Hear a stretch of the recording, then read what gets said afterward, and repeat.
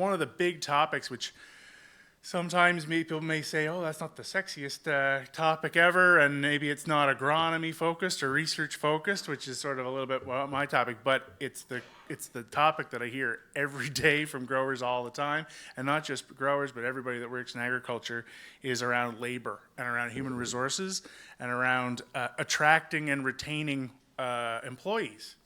So we thought it would be valuable if we could put together a little bit of a panel discussion to talk about maybe innovative ideas or options and services and ways that producers or farm businesses here in PEI can look into. Maybe how do we raise the bar, or how do we do something different in terms of recruitment and retention, or attracting those people to work in agriculture and to stay as part of your farm business or your farm. So our first presentation, what we're going to do, we have three presenters who are each going to present 8 to 10 minutes of slides and just telling you a little bit about their business, what they do. And then at the end, we'll have an opportunity for questions. And I'll kind of moderate that discussion a little bit and take questions. Rodrigo will have the catch box again if you have any questions as we go along. So I encourage your participation as an opportunity to get some perspective and some feedback from people in the industry that are day-to-day working on these things. So first, I'd like to introduce Krista Prescott. She is the Director of Human Resources for Green Diamond Equipment here in the Atlantic region. She graduated from UNB with a Bachelor of Arts and with an advanced diploma in Human Resource Management from NSCC. She's got over a decade of experience in human resources and agriculture, and her experiences in both industries are helping to meet the specialized demands of human resource management in agriculture. So, oh, she's just coming? Okay. So I will riff for 2 seconds.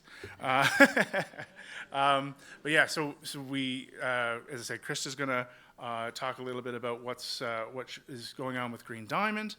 We then have Sally Ripley, who's with MC Consulting here in Charlottetown. She's going to talk a little bit about her experience with HR services and HR consultancy here in PEI.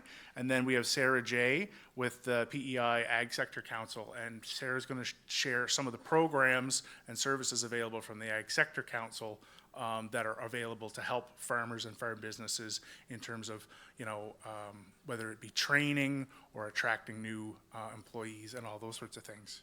So, and as I said, please be sure to have your questions at the ready, because I'm sure you have some. I know I have some. I prepared a few, and I hope I don't have to use them, because I hope somebody else asks them already. So that's where we're at.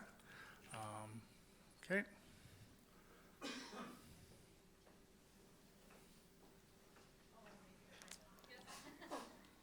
Sorry.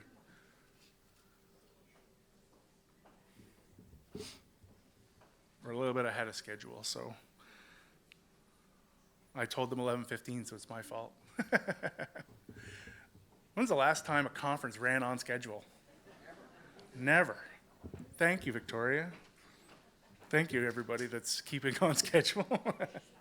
All right. All right. Come on ahead. There's your clicker. Thank you very much. This is the pointer, the top one? Yep. Ryan? Okay. All right. Hi. I'm nothing if not fashionably late. So I'm Krista Prescott. It's nice to meet everybody. I'm not convinced that I need this microphone because I'm quite loud by nature.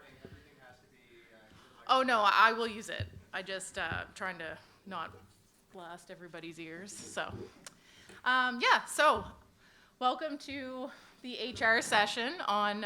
recording, could you put it down a little bit more? You're not going to blast anybody in the back of the room. Perfect. Great. We wouldn't want that. All right. So, okay. So I'm Krista Prescott. I'm with Green Diamond Equipment. For those of you who are not familiar with Green Diamond, we are the Maritime's John Deere dealer, 15 locations across Nova Scotia, New Brunswick, and Prince Edward Island. At any point in time, we have between 350 and 375 employees across the provinces. So with those employees, we employ everybody from yard people to administrative staff to designated professionals, obviously your technicians, your parts staff, service, administration, and of course your sales representatives. So we run the gamut when it comes to the skills, experience, and knowledge that we're looking for. So to attract talent, I'm going to focus not only on what Green Diamond does, but also what would be more applicable to a producer, let's say.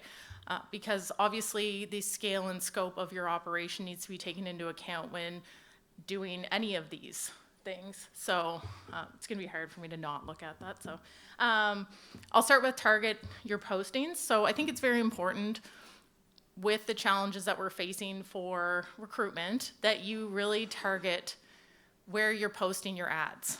So a good way, a cost-effective way, is to use either agricultural websites or social media groups. So like Nova Scotia, PEI, New Brunswick, they all have job boards related to agriculture. You have associations that you can use, and then there's different social media groups that we've used. I should mention that I also have a background in dairy farming, so I am familiar with using this on the farm as well. So I think that's a good way to get word of mouth, right? Like posting it appropriately gets you where you need to go faster, and it doesn't really, doesn't waste valuable time. You might have somebody that knows somebody else who saw it, social media shares, and you know how it goes, right? It spreads like wildfire. So to touch or to relate to that is the referral program. So instituting some sort of referral program is often really beneficial. We have one at Green Diamond, and you can do it on a various scale, but offering some sort of incentive for your staff to bring friends, acquaintances, you can get into family, sometimes we need to go there, you know, just be careful of that relationship. Sometimes it's good, sometimes it's a little bit tumultuous, but it's a great way to spread the knowledge, like get groups of the same knowledge in your employee base. And if there's a staff member that you really like and they have a great work ethic, then you know, presumably they're only going to refer friends and family that they feel would be a good asset to your business.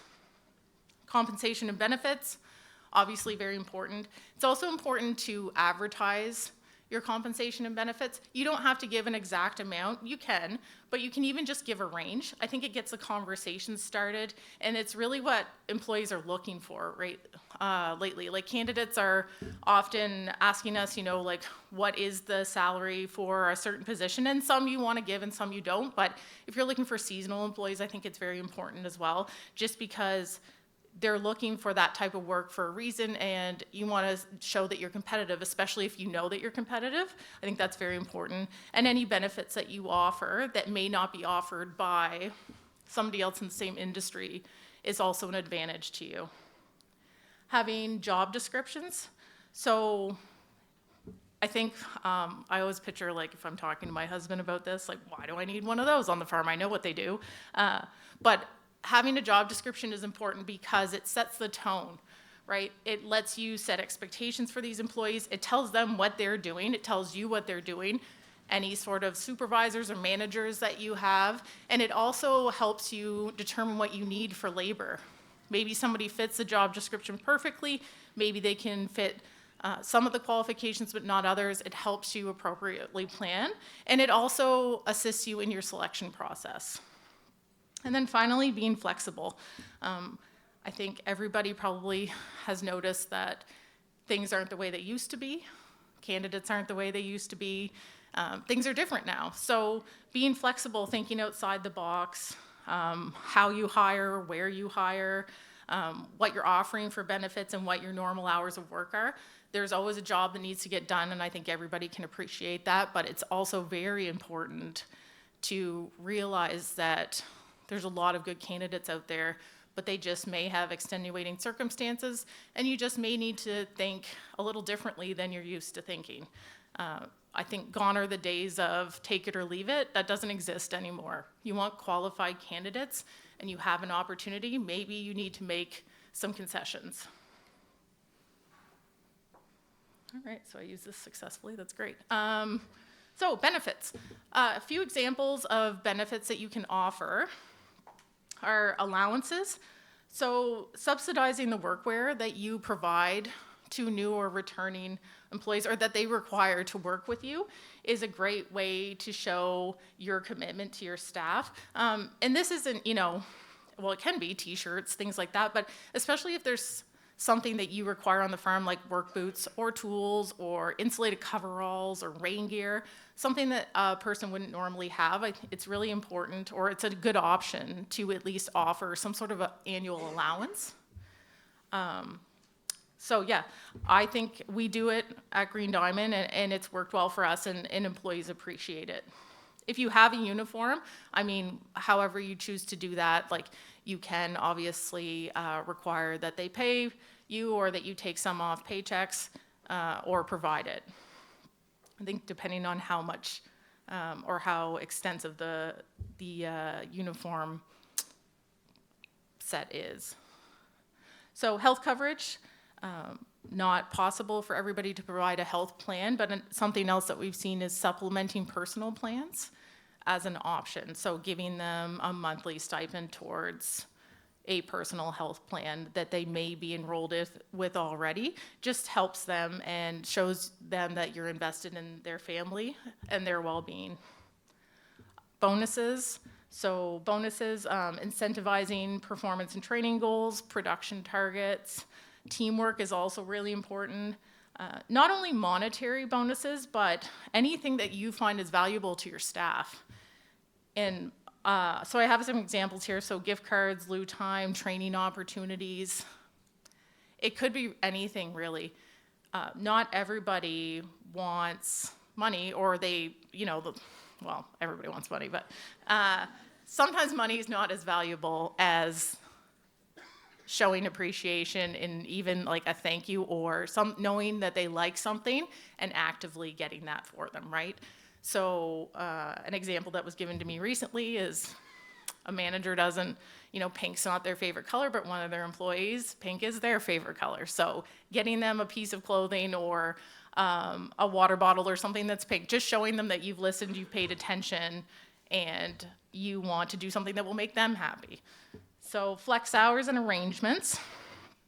This ties into what I mentioned before with the normal working hours, but also there's some other options, not just altered hours or job sharing. I know we used to have 2 part-time milkers, they doing the same job, but they couldn't accommodate the hours that we needed. So it gives everybody, your weekend off, your afternoon off, and they worked out the schedule. In conjunction with us, obviously, but accommodating for transportation. So whether that is carpooling, so providing carpooling for your staff, if a lot of them don't have a way to work, or you're in a rural area. It could also be if, they have to wait until a certain time for the children to get picked up for school, so allowing for that. That ties into the family support and childcare. I know at one point we had a milker that would set up a crib in the office, and she would bring her daughter in to sleep while she milked. So you just have to make some accommodations sometimes, and if it doesn't disrupt operations and you can work around it and it's safe, then I think it's a great option. So selection. Just going to touch on the selection process, because attracting employees is very important, obviously, but equally as important is selecting the right employee. And I know Sally is going to go a little bit deeper into this, so we'll just graze over it. So interviewing, having a standard set of questions based on the role. Interviewing somewhere quiet if possible, so that the employee has a chance to think about their answer and actually talk to you without, screaming over equipment or walking around the yard. Reviewing expectations and requirements. Just setting the tone for your employment relationship. It's really important that they know what is expected of them, whether it's the hours of operation, the job tasks, anything related to the role. And it's good for you to see how they acknowledge that. And reference checks. Reference checks are at times tedious, but they are very important. And we try to get always two employment related, but even if you get one, a credible source, I know you need people and you need them fast a lot of the times, but it's still good to make sure you're getting quality candidates, just because it's gonna improve the longevity of the employment relationship.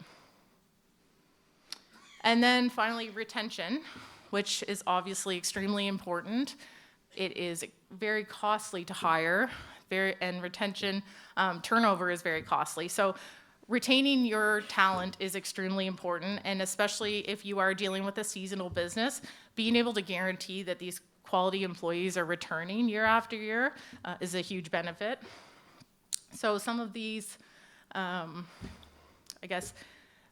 areas to focus on is communication. So making sure you have a structured orientation and onboarding process, provide a mentor if possible, check in with your staff regularly. So we do 30, 60, 90s, we call them. So the 30-day, 60-day, and 90-day review. The employee sits with the manager, they discuss the job, how things are going, where they might need some training, if they have any concerns. We also, as HR in our department, follow up with the employee on their own, just to check in, just in case there's something they're not comfortable mentioning. So it's just good to open that line of communication. Communicate your expectations, communicate anything that you need them to know on the farm or in the workplace in general. Welcome feedback. So sitting down and talking to them if they have a suggestion, asking them if they have a suggestion, and even if it's a suggestion you may not necessarily appreciate or a comment, just taking it, retaining it, it's always good because people are always watching for your reaction. Developing your employee base, so providing training opportunities, keeping an eye out for star employees, people that you can develop, recognizing their strengths and building on them, and highlighting any progression opportunities that you offer within your business. A lot of people want to see a path to somewhere else. They want to improve on themselves. They want to grow in the business, whether it's for monetary benefit or just for knowledge. A lot of people would really like to know what opportunities exist, and it keeps them with you if they know that they can move up. I will plug in the Ag Sector Council. You guys have a lot of great training resources on the island, and Nova Scotia and New Brunswick do as well. So make sure you use those industry resources to your benefit. Culture is important, and I think it's one of those things that people don't totally understand, right? It's a word, but what is culture? And really, it's just your environment that you're creating. So when somebody walks in, creating a positive culture. So doing these things, communicating, developing, that all builds your culture. Showing your employees that you're invested in them, being supportive, providing structure. It doesn't have to be a free-for-all for people to like working with you. Firm but fair is totally acceptable, and I think a lot of people really appreciate it.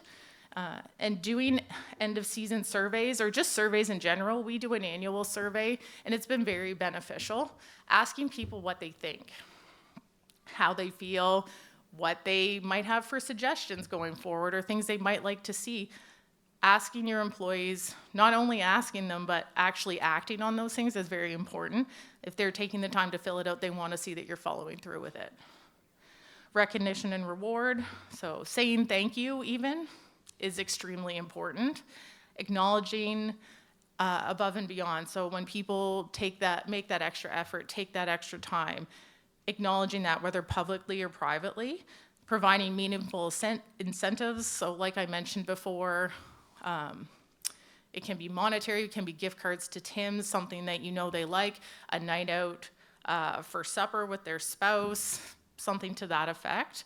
It doesn't have to be huge, it's just more so the act and the timeliness of the act. So doing it when it happens or shortly thereafter, not a week, a month later. Things are busy, everybody's busy, but take that, few minutes and it will make the world of difference.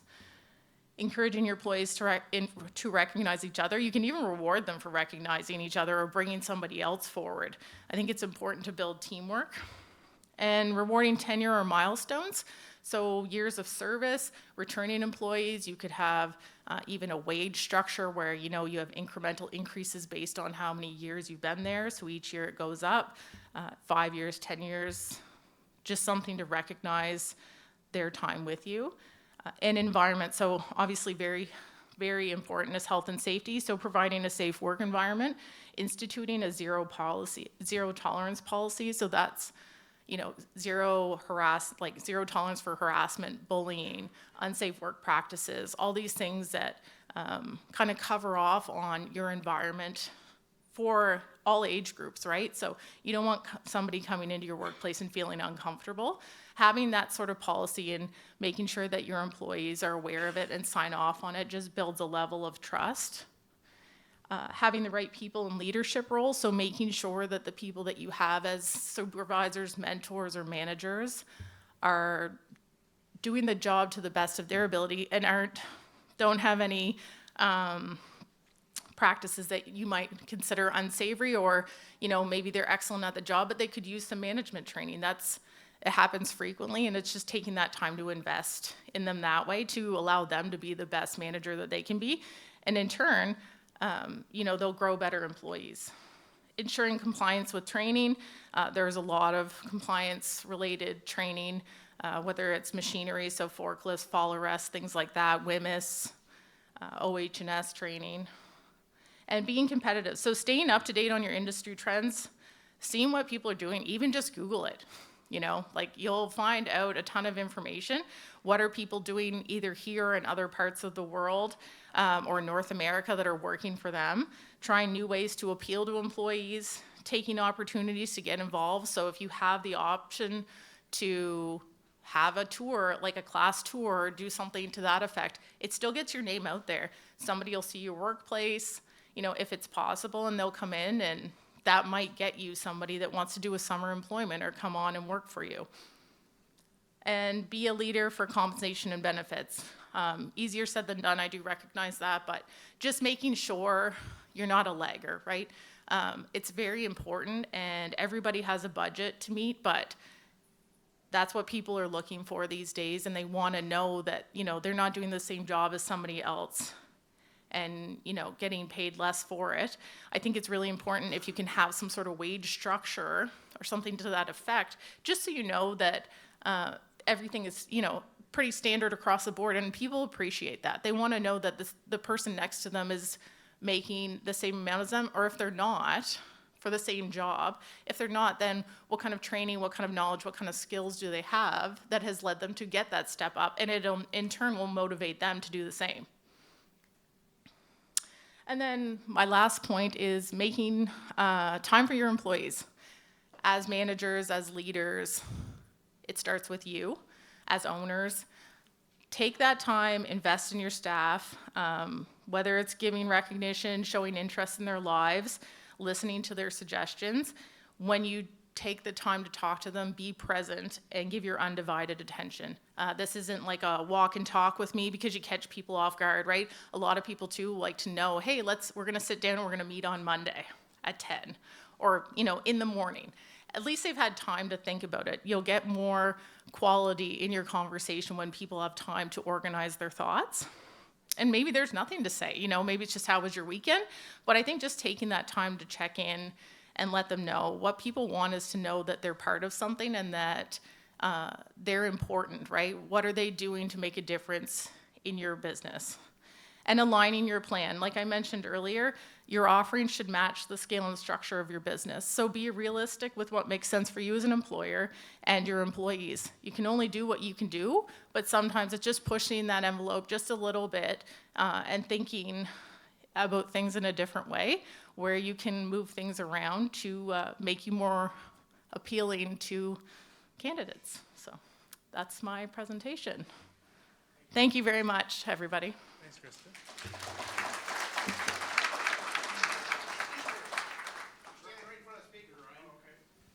Work now? That's better. Okay. Thank you very much. Oh, I thought I would not have to be two mics, but that might not work very well. Thank you very much, Krista. I really appreciate that. And we'll have lots of chances to ask questions to Krista here in a second as well. Next up, I want to bring up Sally Ripley. Sally is a senior advisor for people in culture with MC Advisory here in Charlottetown. And she brings an experience both as an HR professional and also with a history in social work. And so through her experience, she's gained a strong knowledge of how people act and how people behave, and how that leads to a collaborative, people-focused approach to HR. She's worked extensively in the public, private, and not-for-profit sectors in PEI. And if that all isn't enough, she grew up with milking shorthorns. And if you know anything about me, that takes her to the top of the list for me. So anyway, I'll turn it over to you, Sally.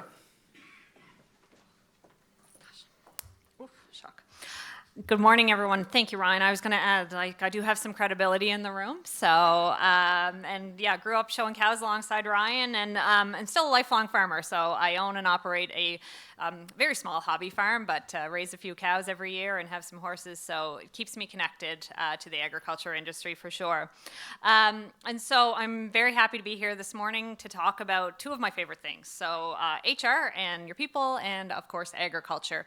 And so I am a senior advisor with MC Advisory. We are a firm affiliated with McGuinness Cooper. So if you're from Atlantic Canada, you know the law firm McGuinness Cooper. We're their advisory arm. So we focus on all types of business advisory services as well as people and culture. So those HR people related services. So I have the good fortune of working with a great team, and we work with lots of organizations of various scales and sizes to support them on their HR related needs. So I've had the opportunity to work with the PEI Potato Board, so thank you for bringing me in to talk this morning. So what I want to share is offer you some practical tips here to really kind of compound what Krista shared. So I was nodding my head with so much of what she was saying, and offer you some solutions as well when you can't necessarily have in-house HR support, how advisory services like MC Advisory or other consulting firms can really help you to achieve your kind of people-focused solutions and do that regardless of the size of your organization.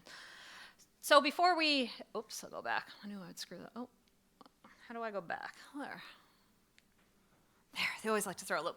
But before I kind of get into the solutions-focused approach, I think it's really important that we talk about why it's important that we focus on attracting and retaining talent. And Krista kind of highlighted it. But we know that agriculture is a huge industry, not only in Canada, North America, but across the world. It employs a significant number of people. So over 22 million in the US, over 2.3 million just here in Canada alone. So knowing that and knowing kind of the other industries and sectors that we're competing with, we're looking for big pools of talent. So we have to really be focused as an industry on how we get people and how we keep them.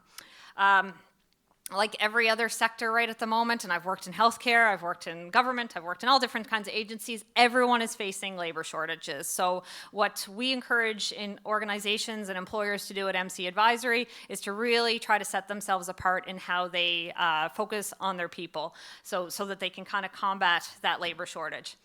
It's important, Krista highlighted it as well, the cost of turnover. So the cost of losing an employee is significant. So, and sometimes it's, for me, I have to sometimes see the numbers, but the research tells us that the cost of turnover for replacing an employee is upwards of 100% of that position's salary.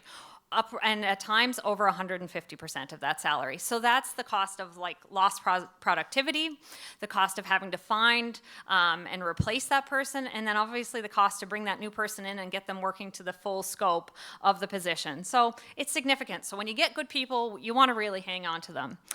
And the voluntary turnover rate for agriculture is a little bit higher than the national average. So national average is about 7%. So this is the amount of turnover that is experienced from people voluntarily leaving. So not people that you terminate, but people that choose to leave. So we want to do everything that we can to kind of combat all those numbers and really change how we keep people. So some practical strategies to do that, and how, as I said, services like myself can really help to do that. So how we attract and retain people, I'm going to focus on 3 areas. The first is making sure that you hire for the right fit for your organization. The second is talking about how we bring people into the organization and really prioritizing how we start them off on the right foot. And then we're going to talk a little bit more, just to kind of build on what Krista talked about, how we compensate them. So looking at how we can compensate people beyond their standard kind of salary or health and wellness or dental benefits. So if we're talking about hiring for fit, my first point is about being really clear on what your culture is. So we talked a little bit about workplace culture already. I guarantee you, when we were running our dairy farm, we never once talked about our workplace culture and what it was. But we knew what it was. We knew that as a dairy farm, we valued people who would come in, that would work hard, that had a high degree of integrity, that were really team focused. But as organizations, so don't think about workplace culture being anything complicated. It's really about understanding what makes your organization tick, what you really value, so that when you go out and you're looking for the people that can come into your organization, you're hiring for people that are going to align with the values of your company or your organization or your business or your farm, that you're really bringing people in that are going to be meeting kind of what you're looking for. So thinking about things like, do you really value teamwork? Do you value leadership? Are you an organization or a business or a firm that really values more independence? You want people that go off and work more autonomously?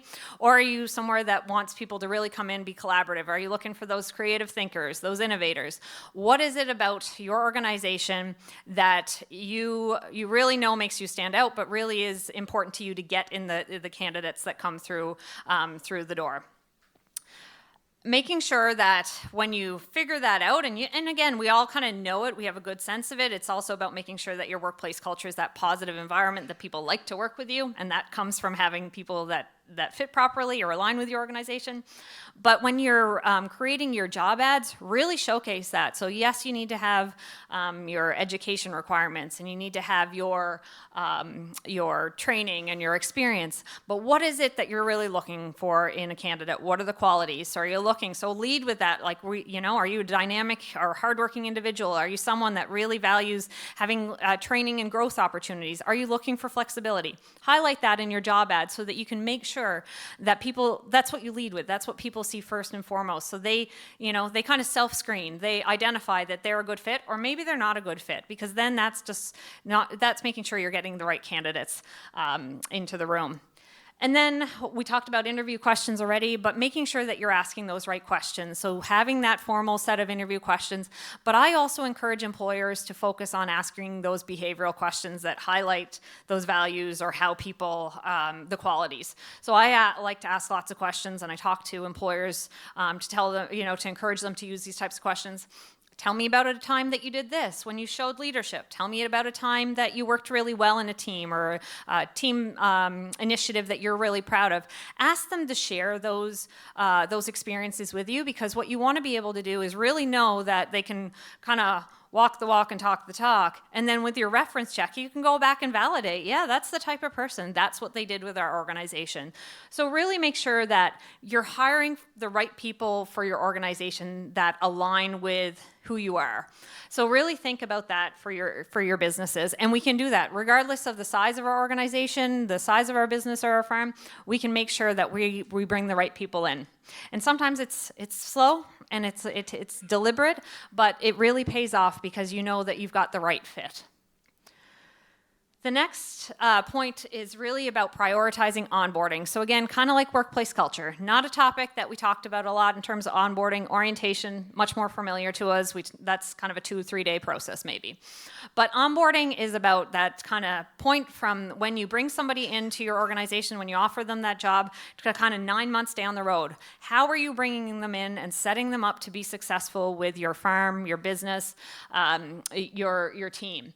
So making sure that you are really giving that person the chance to start off on the right foot. And one thing we work with a lot of organizations on is an employee handbook. It sounds basic, but it is such a critical component, and it can be 5 pages long, it can be 30 pages long, depending on your organization. But in there, you're going to highlight for the individual all those things that you want them to know about your organization. So everything from kind of your mission, vision, and values, if you have them, to who is it, like a welcome message from the owner or the president or whoever it is, to having having in there about like when they'll get paid, what their hours of work are, what holidays they get, what their sick leave is, all those kind of provisions you want to have in that. So it's like, here's everything you need to know that's really important to get you off on the right foot. And as part of that, think about your onboarding plan for your employees. And you can kind of create a standard plan for most employees, but then you tailor it to each specific person. Think about what's included in that so that, again, it's not just we fly by the seat of our pants. We've all started with an organization where it's like, oh yeah, your desk is there, it's not ready, your computer's not ready, you don't have the proper safety equipment, you don't have those things. Really focus on getting all those components in place to give people the right plan. Make sure that you're connecting with them with the proper, their key contacts in your business, that they're connected with, they're shown around properly, they're given, their tools, all the things that they need to really do their job. Make sure that that's all planned out. And then educating and inform your employees on the policies and the expectations. So people really like to know what's expected of them. No one comes in, I don't think anyone comes in, but no one comes into a job saying, how can I not succeed in this? They are looking to meet your expectations and really succeed. So take time, spend time on educating them on, what it's going to look like, how how you're going to sit down with them to talk about their performance, how you're going to engage with them, what are the things that they need to know, and then check in with your employee. So Krista mentioned this as well, but have those conversations. And, sometimes it's off the side of your desk, but a lot of times it's really deliberate, making sure that you're scheduling that throughout that onboarding period. And as I said, that can go on as long as 6 to 9 months, making sure that you're checking in to make sure that that person has everything they need, that they're doing okay, and that they feel comfortable to share with you what else they might need. And then the third aspect, and I won't spend a ton of time on here, I'm cognizant of time, but consider your informal benefits. So as Krista said, we've got to start to think about doing things a little bit differently as organizations. So what can we offer as businesses, as farms, that is a little different than what the neighboring business is doing or that company down the road is doing? So go beyond your standard salary and your health and dental benefits. If you're able to offer those types of benefits, think about, is it access to a vehicle? I think of, if someone was looking to get into the farming industry and wanted to come and mentor with you, is that, that's a real selling feature if someone has that opportunity, or if they perhaps need some access to equipment to try to get their own farm started. I would have liked to have access to a tractor initially when we were starting out with our hobby farm. So things like that can really sell people on, what this organization cares about me. They are going to give me, something a little different beyond just kind of monetary compensation. What are the hours of work? What are the childcare arrangements? One option that I would take note of is if you're a bigger business or organization, if you have employees that have younger children, we all know that childcare is an issue, accessing childcare. Is there a way to kind of collaborate and offer a childcare solution, like, for a group of employees? Think differently. Like, what can we do? What can we try? And kind of throw everything against the wall and see what might stick. Housing is another option as well. Just think about what's realistic for your organization. What can you do a little bit differently that's going to attract someone? And then beyond the compensation, think about ways to, we talked about bonuses, allowances, but also are there ways to incentivize? Is there profit sharing? Are there opportunities to buy into the business, to be a business partner, to succession plan? So just think outside the box, because that's how employers are really setting themselves apart, is really by making those focused efforts. I used to get speeding tickets when I did my 4-H speeches because I talked so fast. So I got through that fairly quickly for you. So just to kind of highlight, as I mentioned, MC Advisory, what we do, we have our business side, but we have our people and culture side. And one of the services I wanted to highlight, because whether you're from Atlantic Canada or wherever you're from, companies like ours do exist where, as I said, you might not necessarily have in-house HR, but you can access these services. And I can tell you, I work with organizations of all different sizes. And when people just need to access that HR support to help set up their policies, their handbook, their compensation plans, their bonus structure, things like that. They call on us, and we're a really, affordable solution when you don't necessarily have in-house HR. But we really help. And as you're trying, as I said, as you're competing for talent, doing something like focusing on your HR, just like you might be focusing more on marketing than ever before, or you're focusing, you have an external accountant, you might need to look at having external HR. And so I appreciate the Potato Board for giving us an opportunity to share how an organization like ours can really provide you with that opportunity to access services that can help get all those foundational pieces that I just talked about in place. So thank you.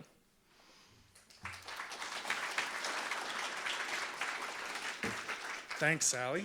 Really appreciate that. So we're going to finish off our panel, our presentations with Sarah from the Ag Sector Council. So my notes say that Sarah has a passion for supporting farmers, and in working with the Ag Sector Council plays a vital role in facilitating job placements, promoting openings, assisting in the hiring process. She's involved with training opportunities for enhancing skills and knowledge, and helping employers to helping employees to increase their employability, while also helping employers to maintain a sustainable workforce. And some of you may also know, Sarah also works with the PEI Cattle Producers Association as well. So I'll turn it over to you, Sarah. I think this might have to go up some. Perfect.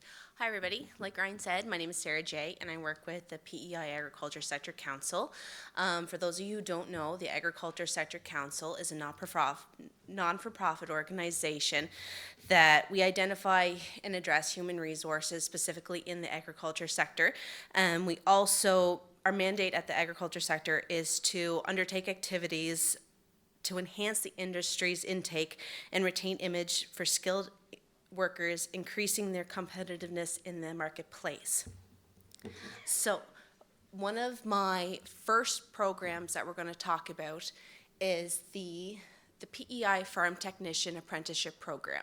So for those of you who do not know, the Farm Tech program is a 2-year program that is 2 blocks, 5 weeks each year. So to be eligible for this program, your employees or your students, they need to be EI eligible, have 1,000 hours on farm experience, and during their program, on the first block, it's the crop production. So you have OH&S, ag health, their orientation and communications, field and cropping, potatoes, forages, cereal, corn and grain, soil and nutrition, and pest management. So in the first year, this program will be based out of the farm center, and they are partnered with Dalhousie Agriculture. They go on farm, they do training with different industries. And on your second year of your 5-week block, you do the same, your OHS training, your ag health, your orientation, and this more is the year based on equipment. So you do your tractor safety, farm equipment, shop skills, preventative maintenance, food safety, livestock safety, and farm properties. So at the end of your 2 years, you are, oriented with a blue seal in farm technician. And in this technician, your licenses will be for farm equipment use and management, on-farm safety, farm management, pesticide use, soil and nutrition management, and there's more.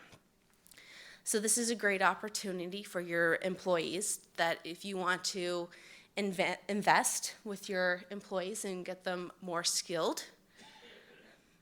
And this one is our Team Food Island Partnership Program, and this is partnered with the Seafood.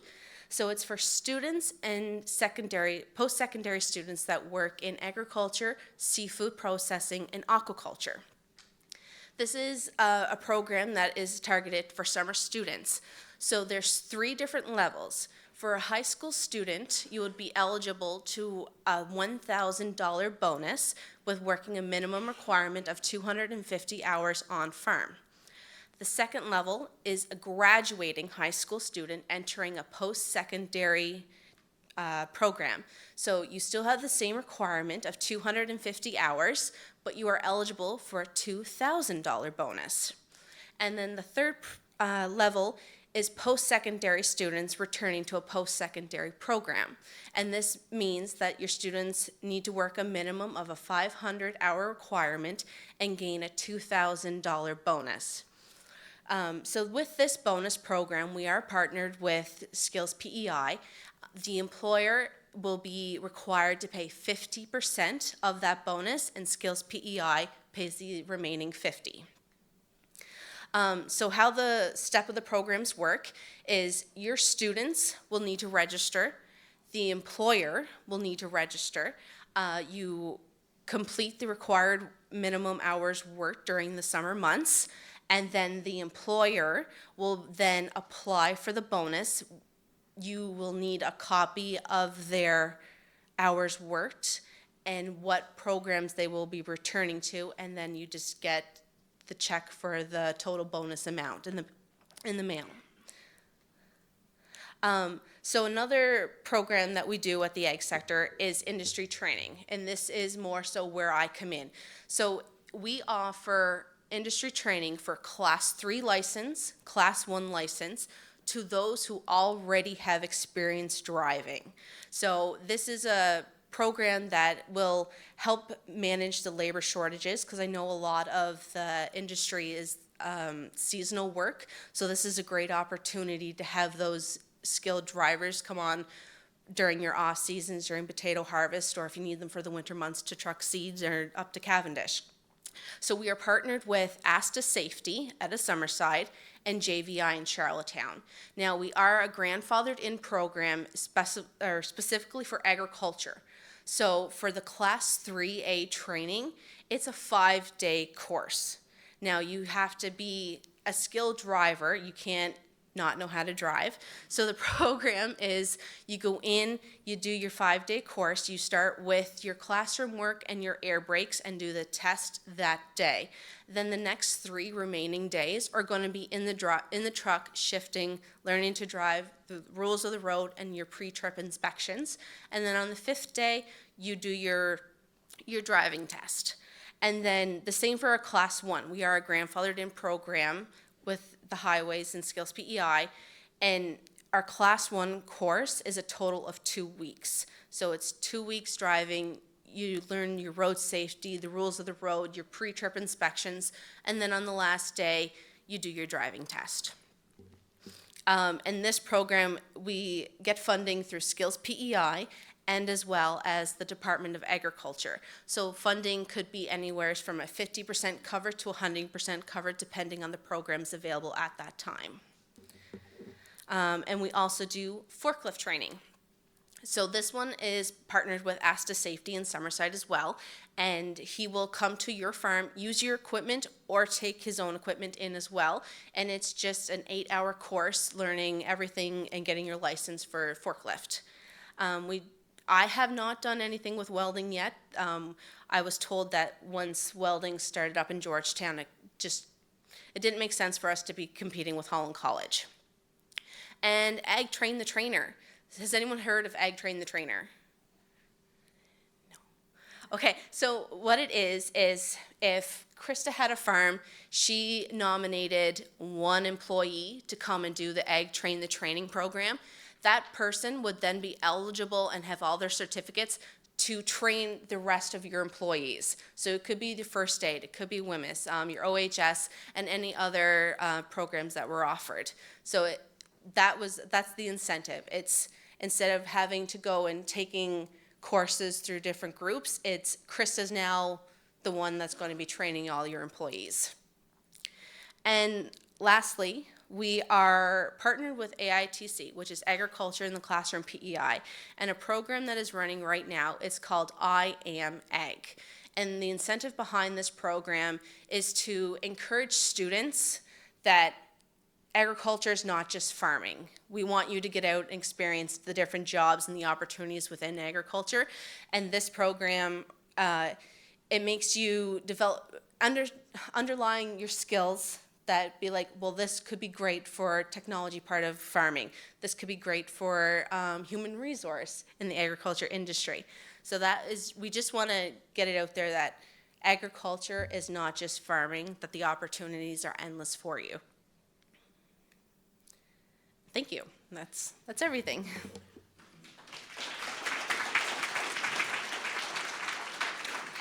Okay, thank you, Sarah, and thank you to Krista, Sally, and Sarah. So we have a chance for some questions here as we advertised a bit of a panel. So you can, maybe if you could all just stand up and we may pass it along as we go along, but who's got any HR-related questions? It could be to one of these ladies or to all three? Standing between them and lunch. Yeah, okay. Oh, one over here. I'll come to you. Oh, you got it? Okay. You just speak, where do you speak? Okay, I have a question for Sarah, Jay. The farm technician course is out of the farm, The farm center in Charlotte. okay. Is there any talk about one being done in Summerside or up west? That's where we're from, like, there's a, yeah. There has not been as of yet. I know we have students that travel all through the island, and they are compensated for mileage as well. So it kind of makes up for them having to drive, that they get mileage. Yeah, like they'd have to drive every single day down. to Yeah, for different- 5 yeah. weeks. Yeah, that's a lot. It is, yes. Yeah. The program has been operating for 15 years. That has not been a problem as of yet, but it's definitely something that I can bring forward to my manager, Lori, to have her see.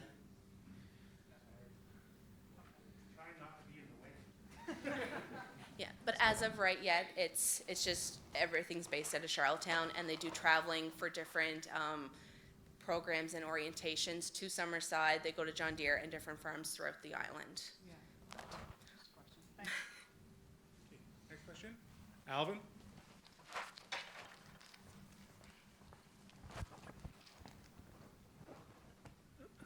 Yes, thank you, Alvin Keenan, Surrey PEI. First question, just on today here was, be sure the person has the right fit for your, and I'm not sure what words you use, but I'm assuming your organization, that's fine. Could you just elaborate a little bit on what that, on what you mean by that? Because, I'm not looking for a problem, I'm looking for, because we have so many different cultures now that we work with and all the different things, is that part of the, is there certain things that are part of, that leave a question, and then how do you address that so it's not a question? Sure, I could probably, Chris and I can probably both tackle this.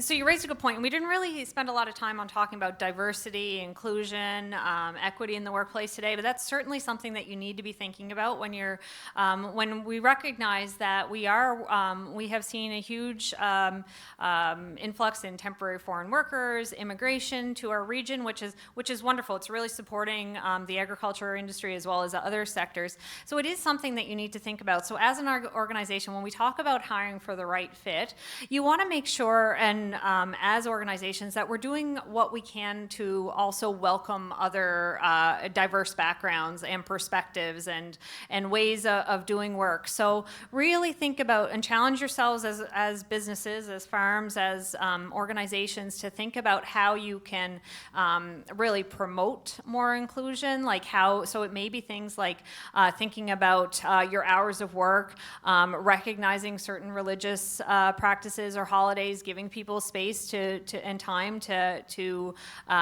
the things that are relevant to their own cultures. But so making sure that that you're giving some time and attention to that as an organization. And when we're talking about making sure it's the right fit, it's about really figuring out as an organization the level that you can, kind of embrace that. And it's certainly something that we work at with organizations, and we spend a lot of time helping organizations. But making sure that you're looking for people that are aligned with your values. So, and finding those kind of common places that employees can really fit and feel a part of your organization, that really helps you move things ahead and really be successful as a business. So, I don't know if you want to add anything. I think an exercise that could be valuable for anybody is when we talk about culture and your values, your vision, mission, sometimes those things seem a little bit daunting. Sit down with, you know, whether it's your spouse or your managers or even just yourself, and jot down, you know, what are 5 things that describe my organization, my farm, my operation. Those help you kind of set, okay, so these are values that we want to carry across, that we look for. Diverse backgrounds and mean understanding of diversity, equity, inclusion is very important, and you actually have some good resources on the island. Some of them are even free if you contact the Human Rights Council. But while those are, it's extremely important, I think at a base level, just understanding what you're looking for in people and whether they have, you know, they come from somewhere outside of Canada or not. Those intrinsic values, I think, are very important, and you can still find those just with the right questions too in the interview process. Like Sally mentioned, the behavioral side of things, not just there's the standard questions on your operational side, but then there's questions you can ask about them as a person, just what they value and, you know, their experience and their background in working environments. Thank you. Other questions? Jason's got one up the top there.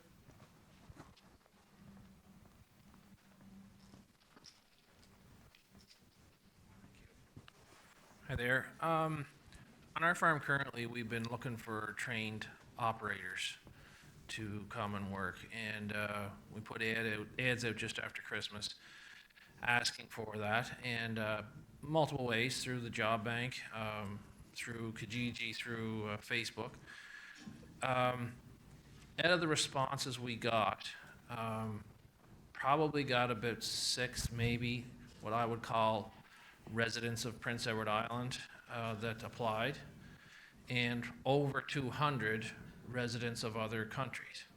It's a bit overwhelming because you get all these applications in coming through the job bank, whatnot, and you're sitting there going after a while of realizing that you've culled out your 6, let's say locals, and you've got 1 or 2 you want to try, or none of them end up panning out, but you got this 250 list going, well, how do I figure out which one of these people, because out of this 250, there's got to be several of these would fit. But how do we, as an industry people that are busy doing our other stuff, figure that out, I guess? And I guess there is some companies out there starting to do that. And I guess I'm just saying this out loud so that we try and encourage as an industry to help these companies do that, to help the growers be able to weed out who would fit them and who wouldn't. I think it's important because sitting there looking at that list is difficult, and you just tend to cull it all aside. Then I started culling out, you know, how many of them look like they'd fit, and then how are you going to interview them online and have any idea whether they'd stay? There's just a whole lot of questions about it. But I just think that that's the reality we're going to face more and more. Already facing it now, and we're going to continue to. So I don't know if I really have a question, Ryan, or more of a statement, but I guess my question would be, is the Ag Sector Council looking into that kind of thing, and can they support the companies that might be involved with it? And is it something you're looking at addressing, I guess?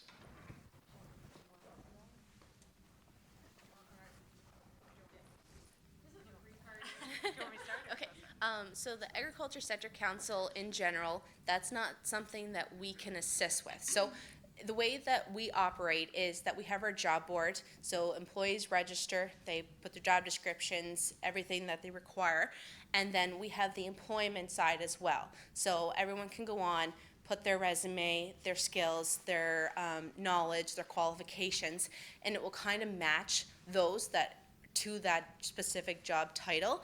I know that a resource that you could use would be the Newcomers Association and IRSA as well, to help you kind of narrate how you want to go forward and go through that list of people.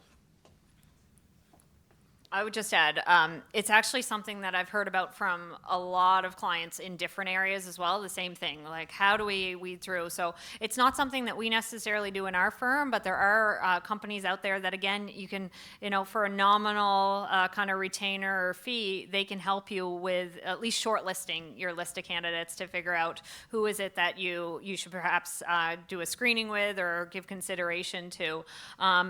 I guess I don't really have an answer for you at this point, but I think it's something that as HR professionals, we certainly are hearing about. And there may be, I would think that you'll start to see some more solutions or offerings for exactly what you're talking about, being able to do a bit of an initial screen or be able to outsource that service for your organization. And again, with that, I would highlight that really being clear with whoever is your service, your advisor or the company that you're using, that you're really clear on who you're looking for, what the individual brings to the table, so that the company can make sure that they are finding the right people for you. But I hear you, we're hearing that a lot, so I'll echo your sentiments.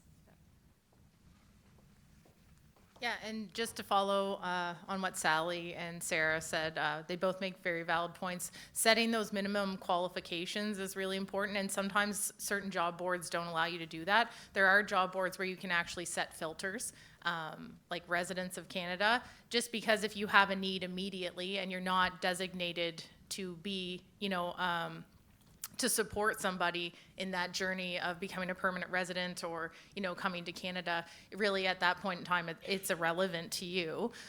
But again, like Sarah mentioned, with the newcomers associations or multicultural associations, a lot of the time too, they're just looking to employ the people that they have. So if you give them those minimum qualifications, they can often send you qualified candidates that are already on Prince Edward Island that would fit in with your organization. So there are resources there. I don't think there is a clear-cut answer, just a lot of navigating. But oftentimes, if there are very minimum qualifications, like a certain level, a class of license that you need, making sure that that is there. And then when you're reviewing your resumes while you're trying to weed through these, it can come down to, do they have it or do they not? And if they don't, if you don't have time to train them or the means to train them, because it's busy and the season's coming, then I would just move those to the side immediately and only go to that pile if you need to.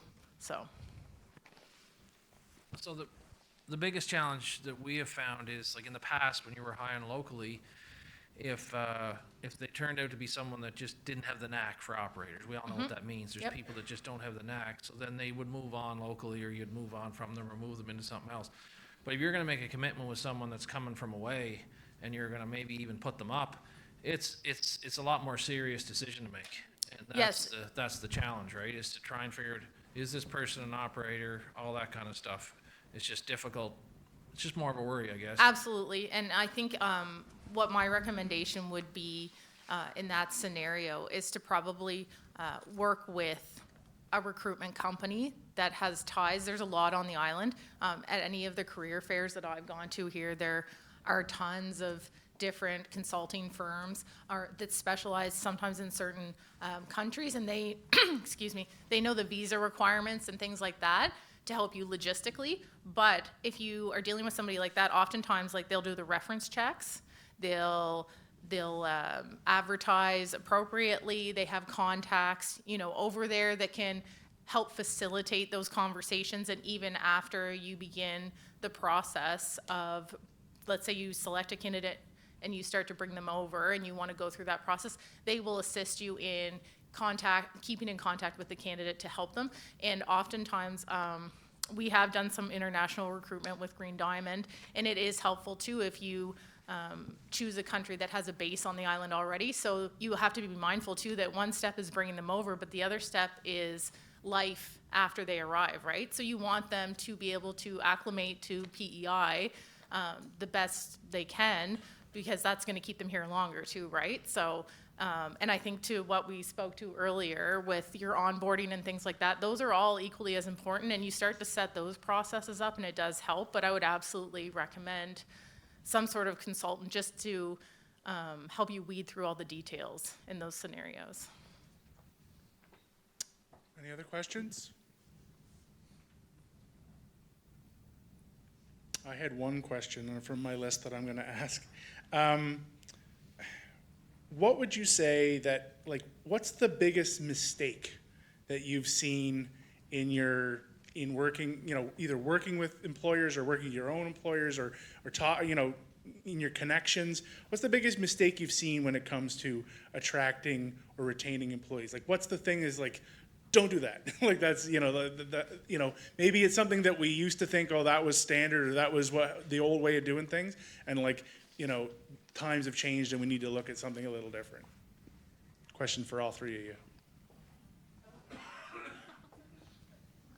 I won't name names, no, I'm just joking. No names. I mean, I think I would reiterate one of the points I made, and that's, don't forget about your employees. So, you put so much investment in the front end to getting the right person, you spend so much time on that recruitment phase. When you get people, make that investment to really keep them. So I won't downplay it enough, or I can't downplay the importance of onboarding somebody properly and making sure that you're doing that check-in, that you're continually engaging with them to really make sure that they have everything that they need to really set them up for success, because you want to really get that employee engaged right from day one and see it through. And so don't just get them in and then send them on their merry way. Do those checkbacks, have that really fulsome process so that you make sure that people are getting exactly what you need, and that will pay off tenfold, in my opinion.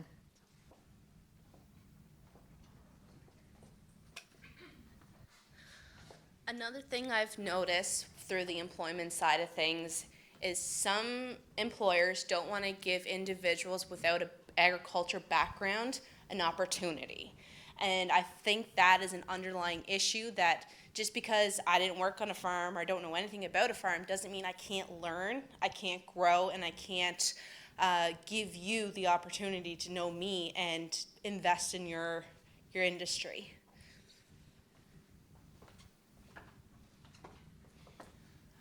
And I'll build on one of my previous points, is the take it or leave it mentality. It doesn't work anymore. It can't be this is the wage and that is it. If somebody wants to discuss wage, just be open to the discussion. It doesn't mean you have to say yes, but maybe there's something that you can come back to them with, whether it's loo time or, an allowance. It doesn't always have to be monetary, but maybe you can find a middle ground, or, you try them out. You agree to work for them to work for 3-6 months, and then you depending on the length of the season or the contract or whatever, but maybe at that point then you review their wage. Like, there's always a common ground. And I think the second thing that I see a lot that's extremely important is to have the right people in leadership roles. So you hire somebody on, whether it's you or somebody else, not everybody is made to manage people. And if you recognize that in yourself or in some of the people that you employ, a lot of times you'll see managers that are excellent at their job. They're very skilled technically or at whatever they specialize in. It doesn't always mean that people is their specialty. So just recognizing that and addressing those scenarios as you see them, whether it's with training or discussions. It's really important, because you can spend money and bring people on and offer all the greatest benefits, compensation, but if you have people leading your new staff that shouldn't be in those roles, at some point in time you more than likely will lose them. So it's just being cognizant of that and addressing those scenarios, having those conversations that aren't always comfortable, having them quickly and appropriately, addressing issues in a timely manner is extremely important, and it often decreases the severity of, and oftentimes they don't even become an issue. It just becomes a conversation, you move on. So I think those are some of the things that I think are not necessarily mistakes, but are often overlooked in the workplace. Thank you. Any other questions? I know we are standing between you and lunch, but any other questions before we wrap it up? Okay. I'd like to thank all three of you very much for your presentations. It was fantastic. Let's give them a round of applause. Should have a little thank you gift for each of you. Really appreciate taking the time and effort. And as I say, it's a topic of really high importance for, I think, everybody in the room.